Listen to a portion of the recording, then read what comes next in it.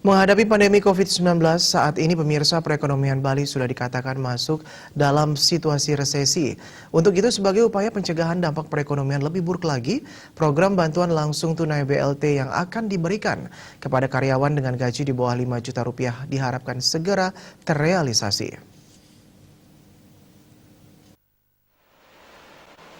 Pengusaha sekaligus akademisi Panudiana Kun mengatakan sejak 5 bulan lalu, perekonomian Bali sudah minus. Banyak perusahaan yang menalangi pembayaran gaji karyawan termasuk listrik dan BPJS. Di sisi lain, perusahaan terutama hotel-hotel di Bali tidak memiliki cash flow yang sebagian besar dibangun atas dasar utang bank yang membuat kondisi ini semakin parah. Jika perekonomian seperti ini terus, hotel-hotel akan mem-PHK karyawannya. Sulitnya lagi, perusahaan juga harus menyiapkan pesangon, mengerikan jika resesi terjadi berkepanjangan. Ia mengungkapkan kebijakan pemerintah dengan memberikan stimulus terhadap karyawan akan sangat membantu meningkatkan daya beli masyarakat dan menghidupkan perekonomian. Terlebih aturan dari pusat, penerima BLT adalah karyawan dengan gaji di bawah 5 juta rupiah. Menurutnya hal itu akan sangat membantu. Saat ini 90% gaji karyawan adalah UMP yang jumlahnya 2,9 juta rupiah. Mungkin ada tambahan servis yang sampai 7 juta hingga 8 juta rupiah per bulan. Namun saat ini tidak ada servis, bahkan tidak masuk kerja tidak dibayar. Dengan demikian, menurutnya BLT akan lebih baik jika dipercepat pembagiannya. Jumlah Rp600.000 per bulan akan sangat membantu, terutama dalam hal konsumsi bagi masyarakat. Jika memang dananya sudah ada, memang lebih baik segera dicairkan. Di samping itu, Kun juga berharap sektor lain harus dihidupkan, baik itu pertanian, peternakan, perkebunan, dan sebagainya. Insinyur pertanian bisa mengerjakan lahan, kemudian masyarakat juga diberi pendidikan dan pelatihan di bidang tersebut.